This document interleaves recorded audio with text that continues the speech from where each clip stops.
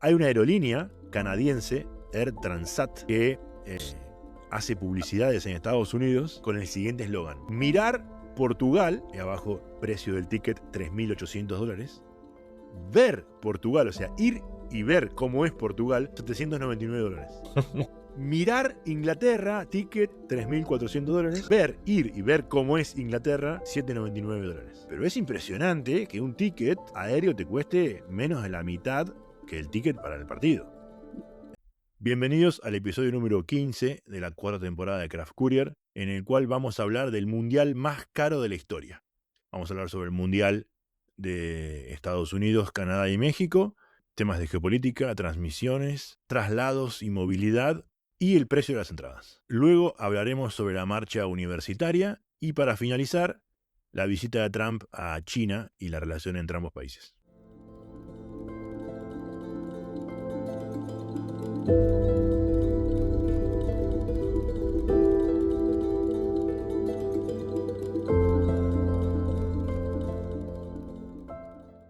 Hola Agustín, ¿cómo andás? Hola Milan, ¿todo bien y vos? Bien, muy bien. Bueno, arrancamos la tercera semana de mayo, faltando prácticamente un mes para el Mundial de Fútbol, que va a ser el gran tema del episodio del día de hoy, número 15, que por las dudas estamos grabando el mismo viernes que sale publicado, y aclaro esto por algunos temas que podamos llegar a hablar. Y es un Mundial particular, ¿no? Bueno, sí, por muchos aspectos. Uno que nos entusiasma es que podría ser el que nos dé la cuarta estrella. Esperamos que así sea, aclaremos eso. Vamos a hablar de algunas cosas negativas del Mundial, pero bueno, la parte más interesante es que ojalá que salgamos campeones de nuevo. Tenemos equipo, bueno, hay que ver. Hay otras selecciones que están fuertes también. Bien lo dijo Messi, no somos candidatos, para sacarse un poco de presión, inteligente. Se ve que ya la edad le trajo sabiduría. Es cierto también que hay un par de selecciones bastante fuertes, pero bueno, ojalá que nos vaya muy bien. Y juguemos los 8 partidos. Siempre la ilusión era jugar los 7 partidos. Ahora son 8. Y eso es parte de los cambios que este mundial trajo. La enorme cantidad de nuevos equipos que han ingresado. Es interesante este tema del tamaño del torneo porque, por ejemplo, hay quienes especulan que una de las ventajas de haber ampliado la cantidad es que pueden llegar a entrar, o podrían haber llegado a entrar, mejor dicho, grandes países para el negocio del fútbol como India y China. Ambos, claramente, participan de la eliminatoria de Asia, y con la ampliación, Asia pasó de tener 4 cupos directos y 1 por repechaje en el Mundial pasado a tener ahora 8 cupos directos y 1 más por repechaje. Y aún así, China e India no entraron en el Mundial. ¿Quiénes son los países que entraron por Asia? Es interesante porque entre los que sí son de Asia, Irán, Uzbekistán, Corea del Sur, Jordania, Japón, Qatar y Arabia Saudita, se cuela Australia, que es de Oceanía, pero que hace un tiempo participa de la eliminatoria de Asia, porque en Oceanía él era muy fácil y después no tenía ningún tipo de roce, y entraba al Mundial pero perdía siempre. Entonces creyeron que cambiando de confederación iban a estar un poco más competitivos. Veremos cómo es, si efectivamente fue así. Bueno, nosotros en el Mundial pasado nos hicieron un poco de partido al final, ¿no? Que jugamos con ellos en una instancia de eliminatoria.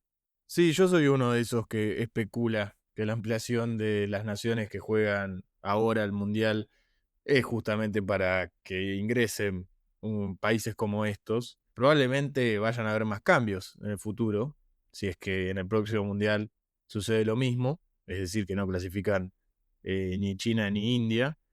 Cambios puede ser a nivel eliminatorias, que cambien Asia y que se dividan, porque estos cupos que tienen hoy, que son 7 más Australia, Claro, en cuestión geográfica, y tienen una ponderación mucho mayor para la cantidad de países de Medio Oriente. tal cual, tal cual. De hecho, hablando de Medio Oriente, me olvidé que también está Irak, además de Irán. Y claro, Irán, Irak, Arabia Saudita y Qatar y Jordania son todos Medio Oriente. Entonces, tienen un peso relativo mucho más grande que los del sudeste asiático. Obviamente juegan más al fútbol, están más cerca de Europa, algunos jugadores juegan en Europa, Pero en China está la plata. pero en China está la plata están los televidentes, que es a los cuales apuntan los sponsors. Y acá un tema, ya empezamos de a poco a desandar los problemas que va a tener esta Copa del Mundo. Supuestamente, en China no se va a poder ver legalmente el Mundial. La televisión china no cerró acuerdo con la FIFA para transmitir el Mundial y los millones, miles de millones de chinos que hay, supuestamente, digo supuestamente porque, bueno, la piratería está a la orden del día en cualquier parte del mundo y los chinos tienen alta tecnología, así que puede ser que terminen pirateándolo. No creo que haya un apagón total del Mundial, alguien lo va a transmitir de alguna manera, pero oficialmente en China no se va a ver el Mundial. Sí, es un gran problema, sobre todo teniendo en cuenta la inversión que tuvo China en fútbol en los últimos 20 años, llevando jugadores, Sí, Tevez, por ejemplo. por ejemplo, y también Asia en general, con copas. Por ejemplo, la sudamericana jugaba la Suruga Bank, que era en Japón, entonces tenía como la idea china de empezar a ser sede de copas o eventos deportivos, no sé, veranos en China que fueron Manchester United, Barcelona. Recuerdo Barcelona cuando hizo la publicidad que todos hablaron en chino menos Messi. Menos Messi que hablaba en argentino, ni siquiera en castellano, en argentino. Entonces sí, hizo una inversión muy fuerte China en fútbol y realmente estar afuera del Mundial es como una batalla perdida, se la devuelven un poco con esta. Claro, eh, y bueno, veremos si cambia, como dijimos, en el próximo Mundial algún tipo de mecanismo en lo que es la eliminatoria o quién te dice que en un par de años, 2 o 3 mundiales, el Mundial se haga en China y China tenga la posibilidad de mostrarse como la gran sede, como fue los Juegos Olímpicos del 2008. claro. Y ojo que no se compare con el Mundial de ahora. Y sí, porque la guerra cultural, comercial y, bueno, por ahora no bélica, pero no armamentísticamente, pero que tienen entre Estados Unidos y China, bueno, abarca justamente, ¿no? Múltiples esferas de la vida. Ahora, esto de la televisión es interesante para analizar este mundial, porque no es el único caso extraño, al menos así lo vemos nosotros, ¿no? Sobre el tema de la transmisión. Acá, en Argentina, los derechos para transmitir todos los partidos lo tiene DirecTV, que es un proveedor de la infraestructura para ver señales. No es una señal. Distinto sería si el monopolio lo tuviera ESPN o Teis Sports o Fox, que con cualquier infraestructura lo podés ver y, bueno, lo tiene un canal y no tiene otro, pero vos lo podés ver tengas Telecentro, DirecTV, Cablevisión o un operador de cable local. En cambio, si el monopolio tiene un operador, vos tenés que contratar ese operador para poder ver todos los partidos. Va a haber partidos que se vean. El gobierno a través de la televisión pública hizo un acuerdo para transmitir los partidos de la selección argentina. Pero bueno, si uno quisiera ver los 100 partidos que hay, tenés que tener DirecTV. Y eso es cuanto menos raro, ¿no? Porque la idea cuál sería, que la gente lo vea, no que la gente no lo vea. ¿Y cuánta gente tiene DirecTV en Argentina? ¿Va a haber una masiva conexión a DirecTV de parte de la gente para ver el Mundial? Yo ya digo que no, seguramente. Y si lo hubiera, no creo que DirecTV esté capacitado para instalar la cantidad de antenas que hacen falta para que la gente lo vea. Quiere decir que va a haber un montón de partidos que no se van a ver del Mundial. Sí, esto sucedió también en el Mundial de Clubes pasado. DirecTV tenía los derechos. Luego salieron otras señales por izquierda y por derecha a también pasarlos, pero es un trastorno. O sea, se supone que estamos 4 años, los futboleros por lo menos, ¿no? Para ver el Mundial de Fútbol y cuando está el Mundial tenés que contratar un nuevo proveedor para ver el Mundial. Es bastante ridículo. Tal cual. Por eso es un Mundial raro, ¿no? Enorme cantidad de equipos, especulaciones de que se amplió para que entren dos grandes países como India y China, que no entraron. En China no se va a ver oficialmente, y acá en Argentina tenés que tener DirecTV, ¿no? Ya empezamos con trabas y cosas raras. Por algo después dicen, che, no hay mucho clima de mundial, ¿no? Eso se escucha en todos lados. Bueno, algo de esto puede haber, ¿no? Sí, totalmente. Creo que A nivel general también hay una cuestión con que es Estados Unidos la sede y demás. Eso, para el momento actual de los Estados Unidos, es como que trae cierto rechazo por lo que significa Estados Unidos en el mundo del fútbol, que no es un lugar futbolero. Creo que vamos a hablar un poco de eso al respecto también de lo que es, de lo que va a ser el Mundial. Sí, sí, vos hablás, o sea, no de cuestiones ideológicas, sino que ellos le llaman soccer, ni siquiera fútbol. Sí, sí. No tienen cultura de fútbol. Decime un futbolista, ahora tenés a Pulisic, pero que es más o menos conocido, pero de 30 años para atrás no tenían ninguno, ni No, clasificaban al no. Mundial.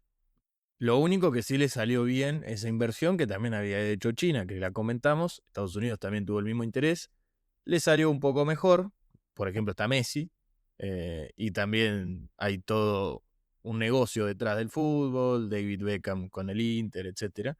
Le salió bien en ese sentido, pero hay un problema con el Mundial en sí. Claro. Y está muy bueno el caso que levantás de Beckham con el Inter Miami, porque le salió muy bien el negocio, pero no el deporte. Porque la verdad que la liga de Estados Unidos es mala, es aburrida para ver y tiene bajo nivel de competitividad. Totalmente, para que clasifique el Inter al Mundial de Clubes tuvieron que inventar la Copa McDonald's. Por eso. Entonces, deportivamente, no lograron nada. Comercialmente, es verdad que el Inter Miami se ve en Argentina. Uno diría, ¿qué hace una cadena de televisión transmitiendo los partidos del Inter Miami? Bueno, les salió bien y venden el negocio a otras partes del mundo y lo empezaron a vender fuertemente localmente, porque los estadios no están siempre llenos, pero tiene una cierta movida, mucho más que cuando quisieron hacer en su momento con Pelé, que llevaron a Pelé al Cosmos y todo eso. Ahora les salió un poco mejor, pero es el negocio. Y creo que en esto de el mundial más caro de la historia, tiene mucho que ver con eso. Si uno mira muchos deportes de Estados Unidos, no siempre la gente que está en el estadio, por citar una particularidad del deporte, es ir a ver el deporte, más allá de los que lo practican, no siempre los que están en primera fila o mucha la gente es realmente fanática hincha del deporte ese. Van más por el show. Y está muy bueno el show. Yo, cuando estuve hace 2 años en Estados Unidos, fui a 2 partidos de la NBA y está muy bueno. Pasa que a mí el básquet me gusta realmente y jugué al básquet durante muchos años. Y miro la NBA y quería ver un partido, al final vi 2, en vivo. Pero claramente hay un show. Y la gente que uno ve alrededor, yo no sé cuánta de esa gente sabía las reglas del básquet realmente y van más por el show que se monta alrededor. Muy bien montado, muy bien montado.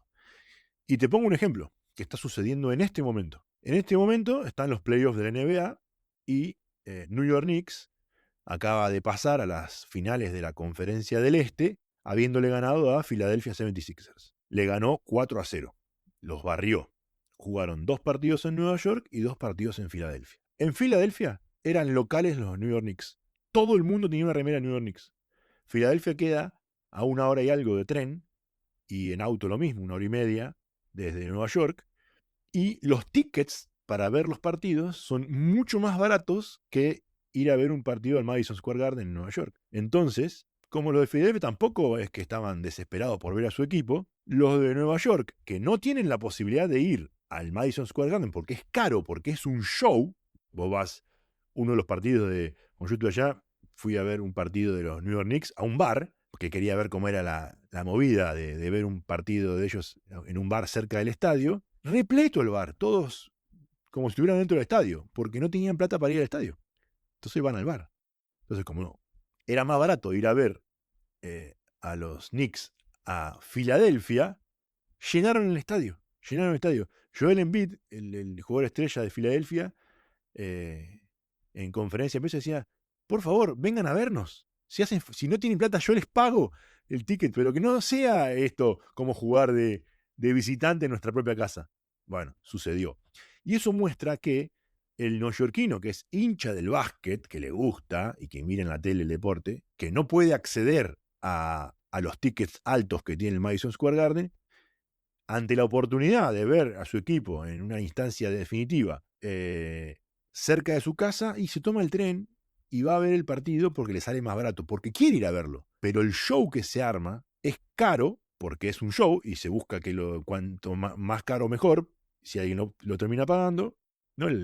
Oferta y demanda, diría Milei. En este caso, termina arruinando un poco la atmósfera del deporte, porque la gente que va más por el show. Y acá es uno de los puntos de este mundial.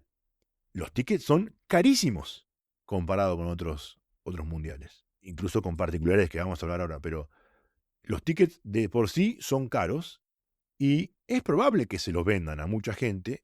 La pregunta es, ¿esa gente va a ir por FOMO, ¿no? Porque no pueden no estar?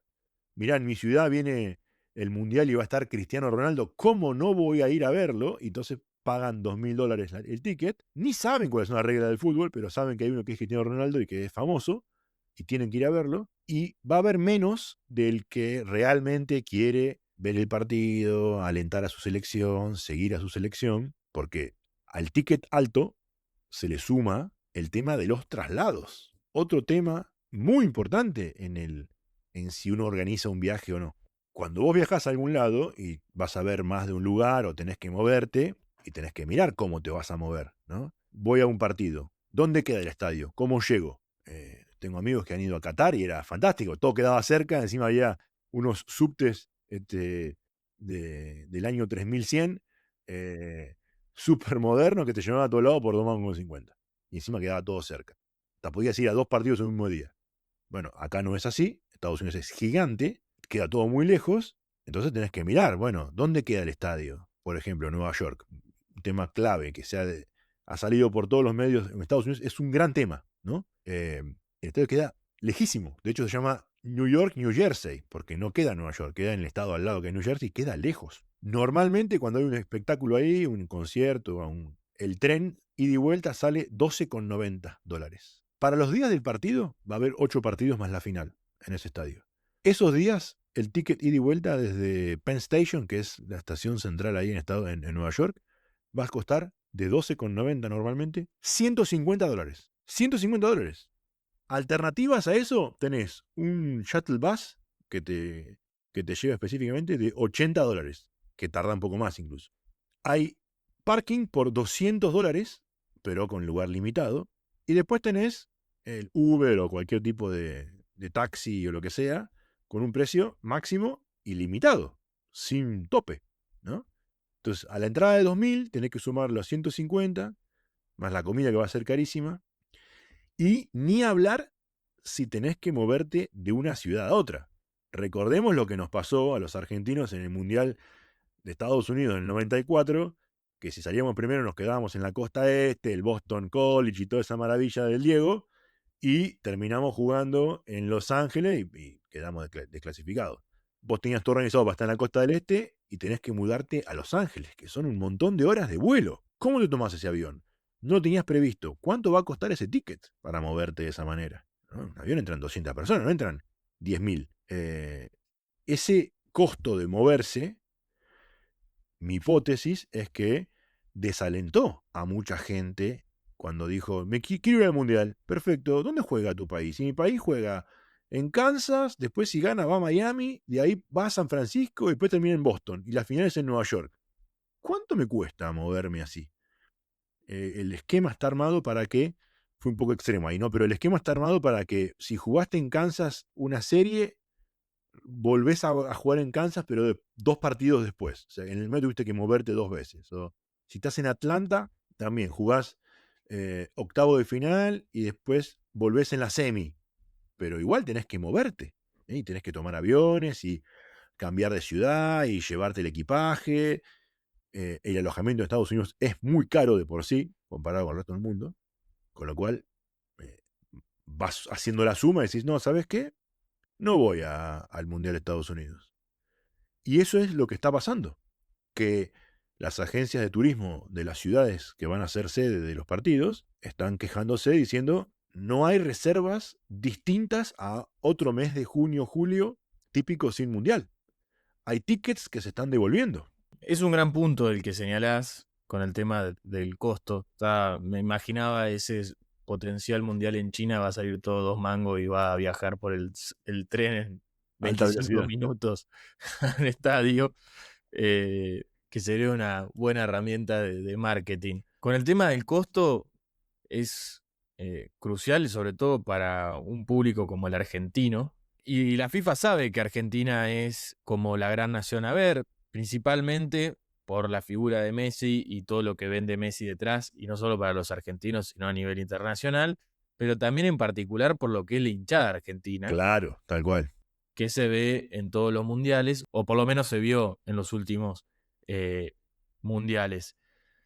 Esta cuestión de los precios, vos me habías mencionado que hay una publicidad muy explícita sobre el tema. Me gustaría que la Sí. comentes. Hay una aerolínea canadiense, Air Transat, que hace publicidades en Estados Unidos con el siguiente eslogan: mirar Portugal, y abajo precio del ticket $3.800, ver Portugal, o sea, ir y ver cómo es Portugal, $799, ¿no?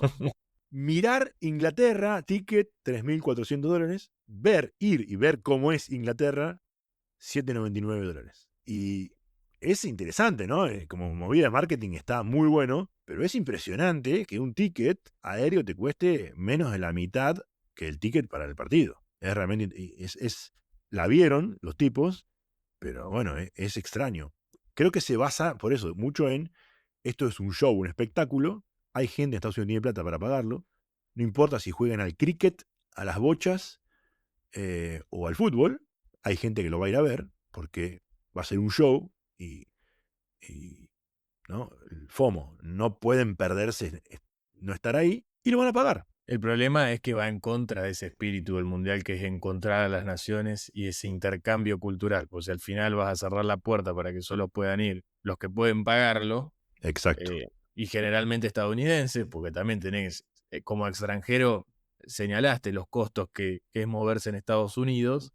Es una pena. Sumale a eso que tenés que tener visa para Estados Unidos. Y hay muchos países que, además de la visa, tenés que hacer un depósito de $15.000 para poder viajar. La mayoría de esos países acaban de quitarle la necesidad de los $15.000 si demostrás que tenés un ticket. Pero, cuando compraste el ticket, vos sabías que tenías que demostrar tener $15.000 para que te den la visa. Con lo cual, ¿a cuántos desalentaron de comprar en el inicio tickets de esos países para poder asistir al Mundial? Y acá viene también algo interesante, y es cómo se compran los tickets. Hay como varias instancias.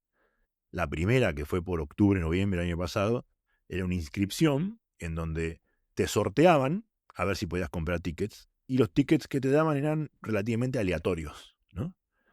Después hubo una segunda instancia donde ya se sabían las sedes de cada país, los primeros países clasificados y las sedes en las cuales iban a jugar, donde ya podías comprar, seguir a tu equipo o podías comprar los partidos de una sede. Ejemplo, Kansas, que es donde va a jugar Argentina. Uno de los partidos, podías comprar creo que hay 6 partidos que se van a disputar en Kansas, los 6 partidos, juega también Ecuador en Kansas, o podías comprar el camino de Argentina, ¿no? Pero ahí también entras en una quién compró primero, como en todos los que también, ¿no? Cuando vas a un recital te pones en la cola, ¿no? Quién compra primero, después si el que compra efectivamente lo usa o lo quiere revender, y la FIFA armó un sitio especial para la reventa. Eso en Estados Unidos se usa muchísimo, la reventa oficial de tickets. En el sitio oficial donde vos compras el ticket, podés comprar uno nuevo, 0 kilómetros, o podés comprar un ticket de reventa que el que lo revende le pone el precio que quiere, y la FIFA se queda con un porcentaje de ese precio que quiere, con lo cual alienta a que el precio sea elevadísimo, porque le conviene a la FIFA que el precio sea elevadísimo. Pensar que la FIFA hace un par de años había dado vuelta por este tema, el famoso FIFA Gate, con el tema de la reventa de entradas. Y paréntesis, para alguno si quiere un dato, mucha de la corrupción que en Latinoamérica se penaliza, en Estados Unidos es legal, de alguna forma, ¿no? Por ejemplo, el lobby. Claro. Bueno, acá la reventa también. Van, No, van sí, ahí sí, la como... reventa. De hecho, cualquiera puede ahora entrar a comprarse tickets de la NBA y vas a ver en el mapa del estadio un ticket al lado del otro. Uno sale $75 y otro sale $80. Sí, ¿cómo puede ser? Y este es de reventa, y te dice ahí reventa.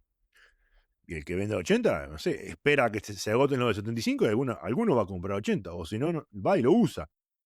Es una especulación, ¿no? Casi que es un negocio. Voy y compro en todos lados, si no lo uso, no me lo compra nadie, lo uso, y si no, lo revendo. Es un poco raro, ¿no? Va en contra, como decís, del espíritu de un mundial y de una competencia en la cual busca unir naciones, ¿no? Y la pregunta es, bueno, está bien que hay que pagar premios y mover todo y demás, pero ¿para qué quiere la FIFA tanta plata? Y ahí vamos a también cómo se maneja la FIFA en general. Casi es un estado paralelo dentro del mundo, es un estado más, ¿no? Que prohíbe, entre comillas, pero en cierta forma, a los países intrometerse dentro de las federaciones, ¿no?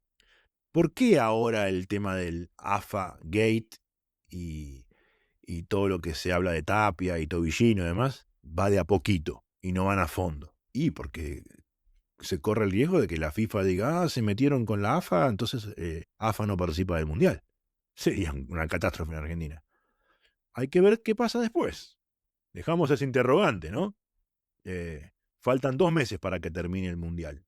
Vamos a ver dentro de 2 meses, 2 meses y medio, 3, qué pasa con el AFA Gate, si no avanza la justicia un poco más rápido. Pero está este conglomerado llamado FIFA que actúa muchas veces como un estado paralelo. Y toda esa plata que recauda, después ¿a dónde va? ¿En qué la usan? Porque si fuera una empresa privada, uno diría, bueno, reparten utilidades. Supuestamente no es una empresa. Claramente hay mucha gente que se queda con parte de eso. Y claramente atañen a intereses del bien común y de la... Al que no le gusta el fútbol diría, no me importa el fútbol. Bueno, pero a la mayoría sí nos importa, nos gusta. Y terminan jugando un poco desde las expectativas hasta el patrimonio. Yo te decía en off, ¿no? Estos días fue el tema de el partido Rosario Central Racing. Un choreo tremendo que le hicieron a Racing. Pero tremendo, descarado. La expulsión de Maravilla Martínez me parece una cosa ya grotesca a un nivel inaceptable. Yo me pregunto si un sponsor de la cancha de Racing, que ya no participa más en el torneo, que podría haber jugado una fecha más y salir en televisión el sponsor, ¿no le perjudica en su patrimonio que a Racing le hayan robado el partido y que no siga participando de la siguiente ronda? ¿No se están metiendo ya con algo jurídico, legal, donde afecta el patrimonio y las inversiones de algunos? Más allá del sentimiento y todo eso, pero esas decisiones, ¿no? Que la tomó la AFA, porque eso viene de la AFA, apañado por la FIFA, porque al final después son todos amigos, ¿no? Y bueno, es como un estado paralelo que la pregunta es, ¿estas cosas afectan o no te afectan? Sí, te afectan. A mí no me gusta el fútbol. Bueno, mira cómo te afectan, ¿no? Porque no deja de ser un negocio y los negocios están regulados en el mundo por el Estado. ¿Para qué? Para que no venga uno más fuerte y perjudique a uno más chico. Entonces, todo esto de los precios, la, mm, la reventa, y ni que hablar lo que están haciendo con Argentina, que es el tema de los precios dinámicos, pero de una manera súper descarada. Los precios para ver a Argentina son más caros que otras selecciones. ¿Por qué? Porque saben que los argentinos tienen mayor demanda por esos tickets. Ah, no, un libertario diría, pasa que es la ley de la oferta y la demanda. Entonces en el partido de Curazao con no sé quién, no quiere ir nadie y los precios son más baratos. Bueno, si fueran un poquito más baratos y como que incentivan a que la gente vaya, me acuerdo acá, mundiales de inferiores, ¿no? Sub-20, sub-22, sub-19, regalaban entradas para que vaya alguien en la cancha porque no iba nadie a ver partidos así de selecciones que no conoce nadie. Bueno, pero acá hay una disparidad enorme en los precios y no es que bajan el precio de uno para incentivar a que la gente vaya, sino que suben el del otro para usufructuar que hay muchos argentinos que quieren ir a ver el Mundial. Y eso, la verdad que va en contra de uno de los principios del capitalismo y es que los precios tienen que ser puestos de antemano y transparentes para todos. Acá no hay ninguna transparencia. Una entrada sale 1.000 y la Argentina sale 1.500. Y no es del comienzo así, sino que aumentó justamente con el tiempo. Sí, además, volvemos al inicio, va en contra de ese espíritu, no es la UEFA.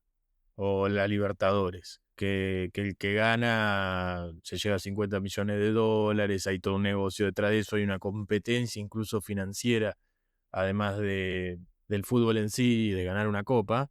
Acá es un encuentro de naciones y es el espíritu de cada nación, la moral nacional que se ve reflejada en los partidos. Y es así. Uno puede decir, estás diciendo una pelotudez. El gol a los ingleses, si no es de moral nacional, que alguien venga y me lo discuta. Quedó Claro, algo en el imaginario colectivo. tal cual. To- Todas estas cuestiones, y bueno, empujan a eso. No va a ser una tragedia mundial, está más que claro. Nadie va, nadie va a perder la cabeza por eso, seguro. Pero sí es como el mundial más caro y a la vez una oportunidad que se perdió. Así es, tal cual. Y bueno, como decimos, nadie va a perder la cabeza. El que no puede ir esperará a otro si quiere, y si puede ir al otro irá. Hay una infinidad de gente en el mundo que no puede ir nunca a ningún partido de fútbol, pero por eso nadie se va a morir. Pero sí plantea cosas para debatir y para reflexionar y para pensar y para analizar qué consecuencias van a tener a futuro. ¿Qué consecuencias va a tener a futuro el choreo que le hicieron a Racing acá en Argentina? Va a tener consecuencias. Eso lo vamos a ir analizando y eso trae consecuencias múltiples, ¿no? Y que tienen que ver con la política incluso y demás. Bueno, ¿qué consecuencias va a tener que este sea el mundial más caro de la historia? ¿Qué va a pasar en el próximo? El próximo van a tener un esquema un poco más amigable con el fan. Sí, veremos el próximo. Creo que puede ser como un punto de inflexión, no para el inmediato, porque el inmediato también es particular. Se Sí. va a hacer en España, Portugal y Marruecos. Argentina, Uruguay y Paraguay. Tal cual, Argentina, Paraguay y Uruguay van a jugar el primer partido porque se cumplen 100 años del primer mundial. ¿Qué tiene que ver Paraguay? Se Sí, pregunta uno, ¿no? Bueno, es la sede de la Conmebol. claro. Pero bueno, es la forma en la cual se maneja la FIFA desde hace años, podríamos decir, desde que se organizó y se inventó, ¿no? No sé, yo te diría que en los últimos años con Infantino ha hecho estas cosas. Antes no sé si era tan así. Por No, eso pero el digo, negocio siempre estuvo. seguro, seguro. Pero ¿qué consecuencias va a tener esto? Y bueno, yo creo que va a tener consecuencias de algún tipo de revisión, de algún tipo de sacada de pie del plato, ¿no? De algunos post este mundial. Como digo, ya el próximo es caótico también.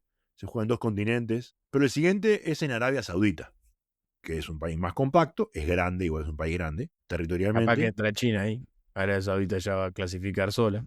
Claro, ahí tenés, mira, abren un cupo. Eh, pero bueno, los petrodólares tampoco es que son limpios, transparentes todo al 100%, ¿no? No, Qatar tampoco lo fue, Qatar pero tampoco fue, sí. puede llegar a mostrar el sur global que puede armar un mundial distinto. Por eso va a ser interesante. Para mí era interesante levantar el tema, aunque sea, y analizar las diferentes aristas, porque, bueno, estamos a menos de un mes del comienzo del Mundial. Una vez que arranque, vamos a estar todos mirando los partidos, no sé cómo, pero de alguna manera los vamos a ver. Y si no, veremos la repetición después de los goles, como era antes en fútbol de primera. Bueno, y para pasar a otro tema, que sería la segunda parte de este episodio, ya para cuestiones más nacionales y de la coyuntura. Luego vamos a terminar con una mención internacional. Queríamos hablar de algo que sucedió esta semana en materia política, si se quiere, y social, que fue la cuarta marcha por defensa de la universidad, marcha universitaria. Todos ya más o menos sabemos de qué significa. No vamos a hablar de cuestiones económicas en este episodio, o lo vamos a dejar para el próximo, pero todos sabemos que la inflación fue de 2,6 para el mes de abril, una baja respecto a la aceleración de la inflación al mes pasado. Y me preguntaba, ¿qué onda con el presupuesto, no? Que es como la ley de leyes, que es verdad, es la ley de leyes en cualquier estado occidental normal, que este gobierno incluso lo ha puesto en esos términos, ¿no? Somos como el primer gobierno que presenta un presupuesto que lo va a defender, que lo va a acatar. Era como la muralla nuestra, ¿no? Esta es nuestra muralla, acá nadie nos va a, a venir a cuestionar nada. Si nos quieren venir a cuestionar algo, díganos de dónde van a sacar la plata. Esa es la restricción presupuestaria de la cual el gobierno se defiende. respecto sobre todo a la marcha universitaria, pero también otras cuestiones como lo que fue en el caso de discapacidad. Y digo, che, en el presupuesto estimabas una inflación de más o menos 10-11% que ya se la comió el trimestre o los 4 meses que mediste la inflación. Entonces, ¿qué tan distintos sos de los anteriores que con el presupuesto hicieron lo que quisieron? Me parece que nada. Justamente un presupuesto distorsionado, llamémoslo así, lo que favorece a los gobiernos es la discreción. Exactamente. Y en política fiscal, la discreción es fantástica. Ya sea para un lado, para gastar mucho más de lo que entra, y ya sabemos que emitir para sostener ese déficit no está bueno, termina en inflación, o para recortar, como hace este gobierno, para sostener el superávit fiscal. Y es un gran problema porque si vos tuvieses un presupuesto ordenado, más o menos, tampoco uno esperaba, qué sé yo, si uno me dice, mirá, la inflación fue 25 y en el presupuesto decía 23, y bueno, son 2 puntos. Pero acá sabemos todo que la inflación va a dar arriba de 25 y vos supuestamente veías una inflación del 10. Bueno, te genera que no puedas discutir sobre estas cosas. Te barre completamente el debate político respecto a que un Estado debería gastar más o menos eh, en, su, en su ordenamiento. Respecto a la educación como gasto, uno puede uno puede tener una mirada más del orden moral, del orden ético y decir, bueno, a mí me gusta la universidad pública porque da oportunidades iguales al resto de la sociedad, etcétera, etcétera. Argentina tiene toda una historia detrás de la educación pública. Fue la única política de Estado real del siglo XX. Bueno, eso y Malvinas. También Malvinas, pero Malvinas empieza a tener una aceleración en el último cuarto de siglo, si bien siempre fue un tema, eso está más que claro, el último cuarto de siglo fue cuando se convierte al nivel que soy, y todos los gobiernos van a tener algo para decir respecto a Malvinas, los democráticos. La educación pública era realmente una política de Estado, ni siquiera los militares se animaban a tocarlo. A la cuestión de la financiación, después, ¿qué hay adentro de la educación? Es otra cuestión. Ahí sí todos los gobiernos van a hacer algo. Eso está más que claro. Pero el concepto de educación pública siempre estuvo claro. Así es. Y también uno puede tener una visión del orden realista respecto a la educación. Y quisiera que nos centremos solo en este tema. Argentina, según el país que se viene, y que creo que es al que abrega Javier Milei y todos los que están alrededor de Javier Milei, necesita capital humano para el futuro cercano y lejano. De hecho, el gobierno habla en esos términos, ¿no? El Ministerio de Capital Humano usa esas palabras. Y para el capital humano lo que necesita uno es una política educativa que este gobierno, por lo menos en materia de educación, no tiene.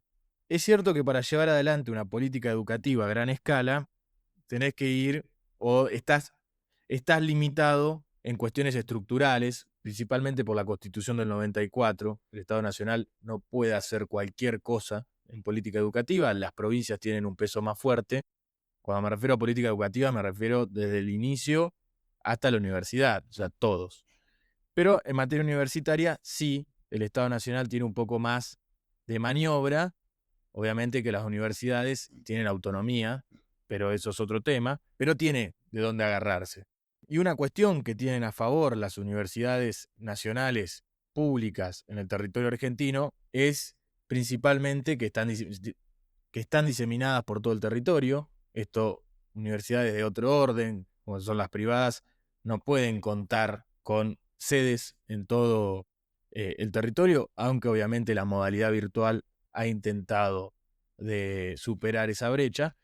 Pero bueno, las universidades nacionales son las que más alcance territorial tienen y además cuentan con ciertos criterios, estándar o pisos, es decir, como de acá para arriba empezamos. Obviamente que después hay universidades privadas que por ahí están por debajo, pero eso es otra cuestión y es la oferta educativa, lo estoy hablando más a nivel general. ¿Y por qué digo que es necesario el capital humano para la Argentina que se viene? Es justamente porque se va a necesitar una mano de obra calificada. Uno puede decir calificada a nivel medio o ya a un nivel alto. Esos ya son casos mucho más particulares.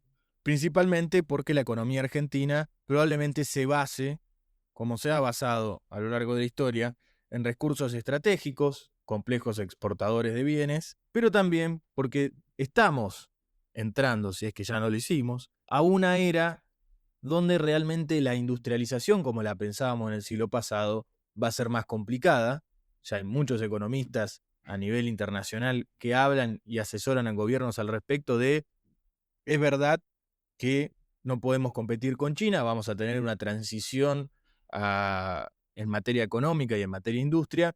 Eso no significa empujar a los sectores al precipicio como quizás se está haciendo en Argentina hoy, sino encontrar esto que es la reconversión, de la cual el gobierno ha hablado mucho. Bueno, ¿cuál es la tesis que sostienen estos economistas, los cuales uno es Rodrik, que es bastante conocido? Es hay que apuntar a servicios.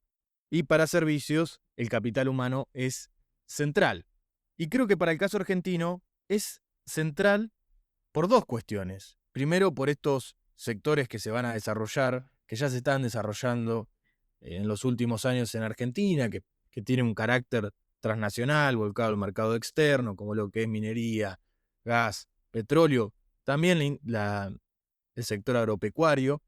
No es que seguimos juntando eh, maíz y soja como hace 100 años, hay una tecnología y hay servicios que están volcados a este sector que son muy importantes. Y también porque creo o confío, o probablemente eso suceda, por lo menos eso tendrá que tender naturalmente a eso, también por una cuestión de carácter nacional. Argentina es un país que está totalmente despoblado y estos sectores volcados al mercado externo probablemente reciban cierta inmigración interna. Obviamente no va a ser inmediata ni a gran escala, pero estos lugares necesitan una infraestructura, no tienen la cantidad de médicos que se puede tener para una llegada masiva de otros argentinos, de docentes. Hay una noticia que ha circulado en los medios últimamente de cierta desilusión de argentinos que emigraron a Neuquén, por ejemplo, con la esperanza de cambiar su vida y que cuando llegan encuentran un lugar donde no tenían los mismos servicios que probablemente tengan en Capital Federal o el conurbano bonaerense o algún centro urbano más grande, Rosario, Córdoba, etcétera. Y dice, bueno, no hay escuelas, no hay cualquier otro tipo de servicio. Está bien, uno puede decir, va a haber un avance tecnológico que también va a jugar en contra de los servicios. Es cierto, pero no por eso van a dejar de existir.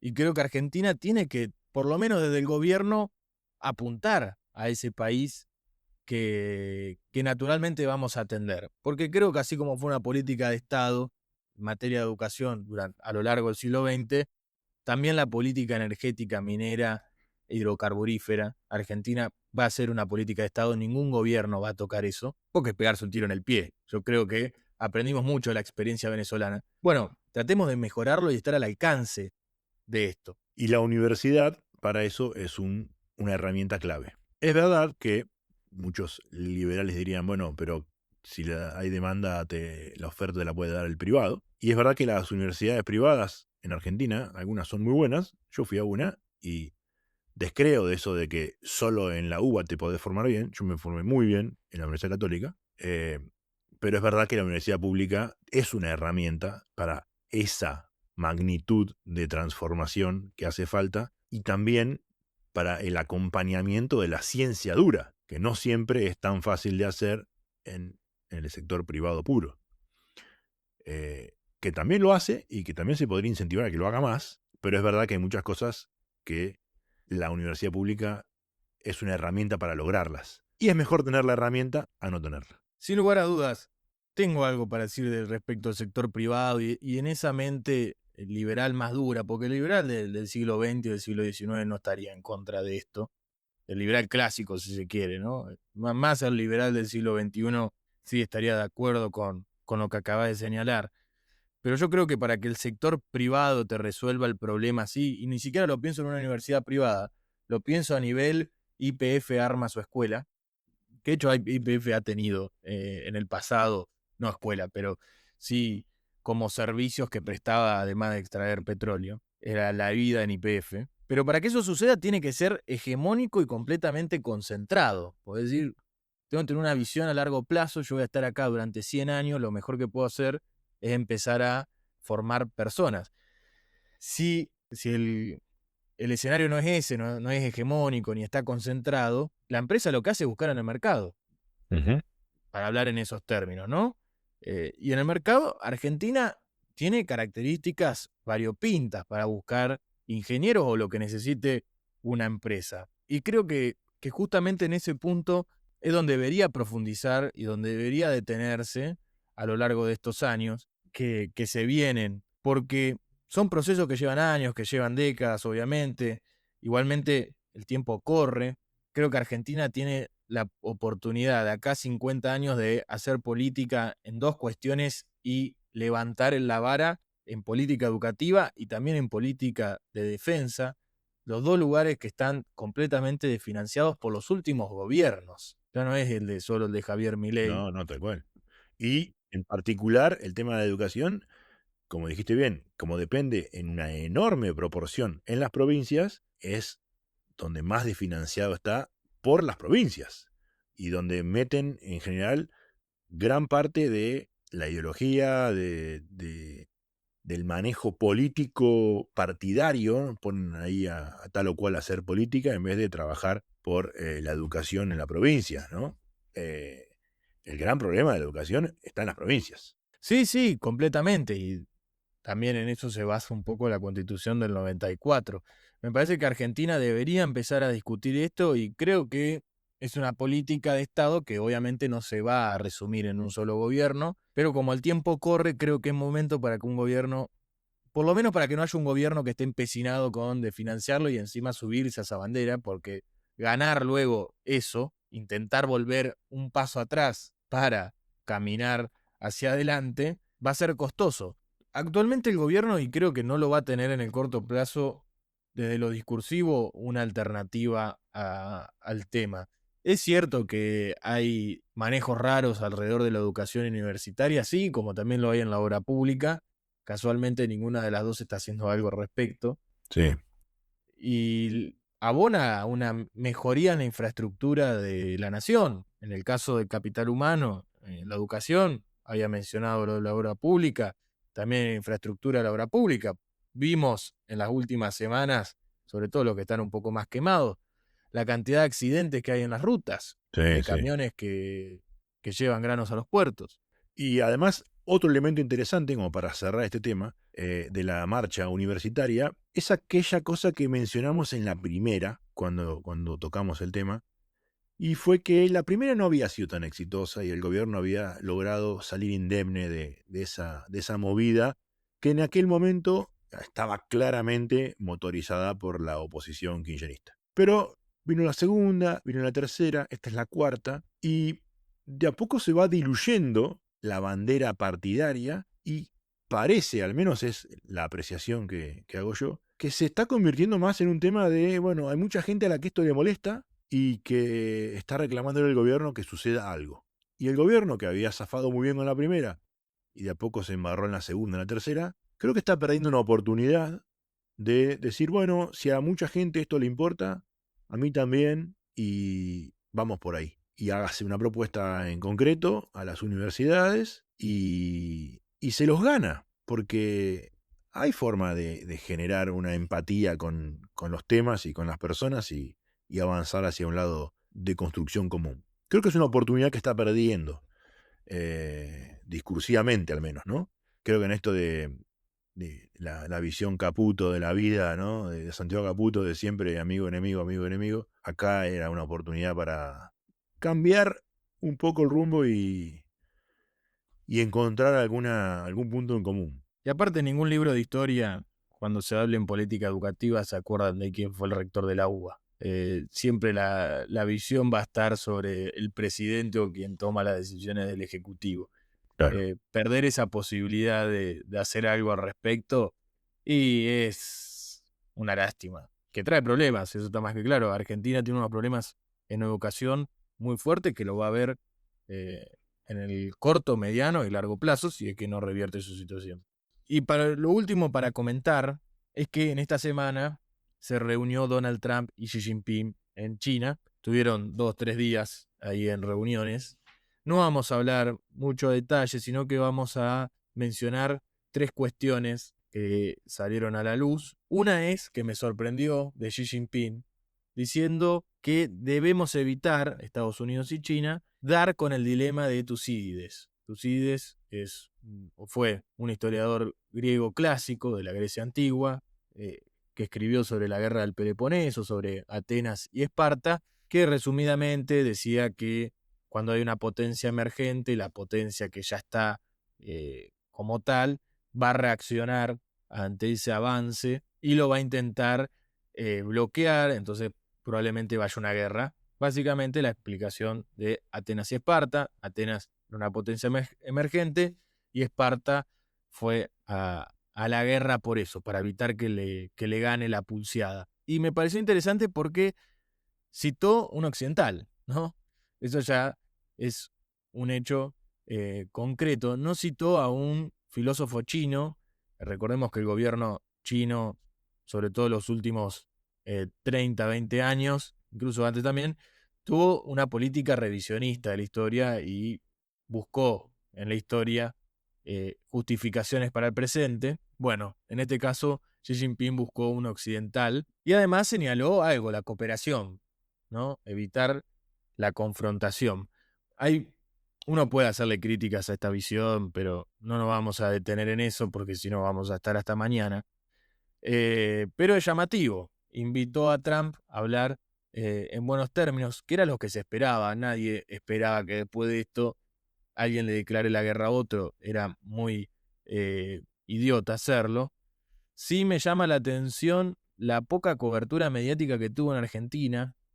No sé por qué, pero no se lo vio como, por ejemplo, el conflicto armado entre Estados Unidos, Israel e Irán, Sí. que fue una cobertura continua todo el tiempo.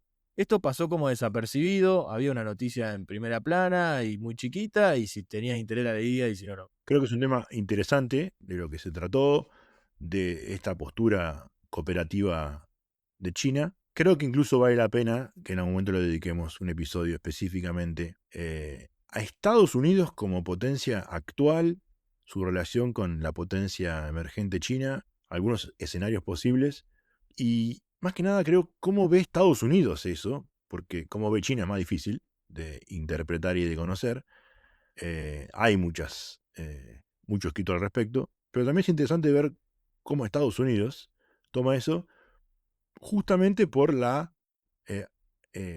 petición de Xi Jinping de, bueno, nosotros nos reconocemos como potencia emergente, no nos ataquen, Sí, básicamente. sí, no nos ataquen, no hagan nada para que los ataquemos también. Claro, Porque ahí va al otro tema que planteó el Partido Comunista Chino, que es Estados Unidos, sé prudente con Taiwán, que es nuestro gran tema nacional. Recordemos que hubo o hay, mejor dicho, una posible venta de armas de Estados Unidos a Taiwán, que hasta ahora no se concretó, y la última noticia, y este era el tercer punto, que tenemos al respecto, es que Donald Trump, cuando se subió al avión, una de las primeras declaraciones dijo que estaba dudando de si realmente permitir la venta de armas a Taiwán o no. Veremos en qué queda.